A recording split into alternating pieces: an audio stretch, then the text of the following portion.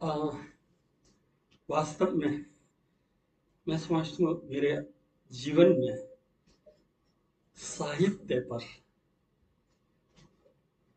जितना गंभीर रूप से तो व्याख्या विषय प्रतिपादन में राम सुधाकर जी ने रखा और फिर उसका विस्तार हमारे रामेश्वर जी ने किया।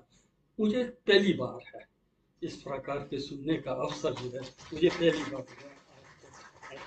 इसलिए मैं आपको दिल से धन्यवाद देना चाहता हूँ कि इस प्रकार के विद्वानों को आमंत्रित करके हमारे संस्थान को आपने गौरव हमारे संस्थान का गौरव बढ़ाया। वास्तव में ये दिल से मैं कह रहा हूँ। अब जहाँ तक प्रसाद जी और प्रेमचंद जी के बारे में है, छिटपुट मैंने एक कहानियां या नाटक को मैंने पढ़ा है। उसके आधार पर यदि मैं कहूँ तो मेरे अनुसार मैं समझता हूँ प्रसाद जी और प्रेमचंद जी हिंदी साहित्य के एक विश्व विभूति के रूप में मैं देखता हूँ। जैसे कि विद्वत्गण ने भी कहा, जब मैं प्रसाद जी के साहित्य को देखता हूँ तो उसमें मैं ये पाता हूँ कि प्रसाद जी भारतीय इतिहास और संस्कृति का जो सबसे सुंदर एवं महानतम चीजें हैं, उससे वो जो है एक प्रकार से उन्माद के रूप में, कवि के रूप में उसको जो प्रकट करते हैं। उनका जो जीवन शैली समझे या उनका जो दृष्टि है, मेरे अनुसार ऐसा लगता है वो वेदांत से बहुत प्रभावित थे। वो जो है सत्यम शिवम सुंदरम, जो भारतीय हमारी संस्कृति है, उसको अपने साहित्य में प्रतिपादित करने का वो चेष्टा करते हैं, ऐसा मेरे को लगता है। क्योंकि उनको जो है छायावाद और रहस्यवाद का एक समन्वय के रूप में मानते हैं। छायावाद क्या है? छायावाद वही है जो हम प्रकृति को एक चैतन्य रूप में देख करके उसकी व्याख्या करते हैं। तो इस दृष्टि से मैं देखता हूँ निश्चित रूप से प्रसाद जी जो है छायावाद और रहस्यवाद के समन्वयक थे।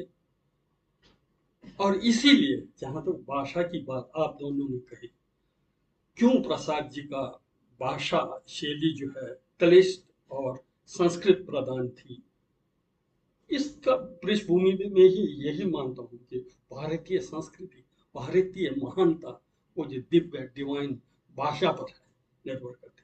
उनको जो है सत्यम शिवम सुंदरम को प्रतिपादित करना है। इस चीज को अगर प्रतिपादित करना है तो भाषा शैली के रूप में मैं समझता हूँ संस्कृत पर प्रधानता देना शायद ऐसा एक कारण तो नहीं रहा होगा। ये मेरा अपना सोच है। तो वहीं जब मैं प्रेमचंद जी को देखता हूँ तो प्रेमचंद जी जो है एक प्रकार से गांधी जी के उपासक के रूप में, गांधी की चिंतन धारा को जो है वो अभिव्यक्त करने वाले हैं, उनके प्रचारक हैं। उनका विषय वस्तु जो है गरीब है, शोषित है, पीड़ित है, वो है।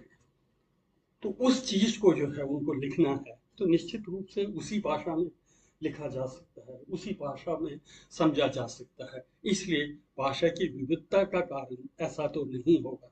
जो भी हो, जैसे कि आप सबने कहा कि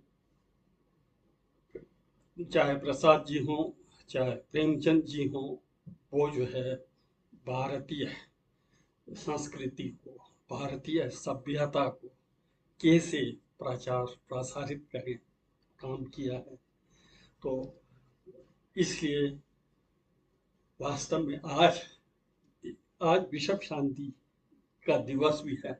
इस दिवस पर मैं दोनों को श्रद्धा सुमन अर्पित करना चाहता हूँ और युवाओं को से आह्वान करना चाहता हूँ। देखिए, प्रसाद जी और प्रेमचंद जी का बहुत अल्प आयु में दोनों का जीवन बहुत 48 साल और 56 साल वो जीवित रहे, लेकिन वो दोनों अमर हुए छोटे से जीवन। आज से 50-60 साल पहले जो सुविधाएं थी वो उपलब्ध नहीं था। कैसे प्रेमचंद जी और कैसे हमारे प्रसाद जी ने कठिन तपस्या करा, आज हमारे पास सब कुछ सुख सुविधा है हमारे पास। उसका भरपूर प्रयोग करके हम लोगों को उनसे प्रेरणा लेकर के जो है समाज के हित में, राष्ट्र के हित में समर्पित होने का जो है संकल्प लेना चाहिए। अगर हम ऐसा करते हैं तो हमारा ये जो आयोजन है उसकी सार्थकता सिद्ध होगी। इसी शब्दों के साथ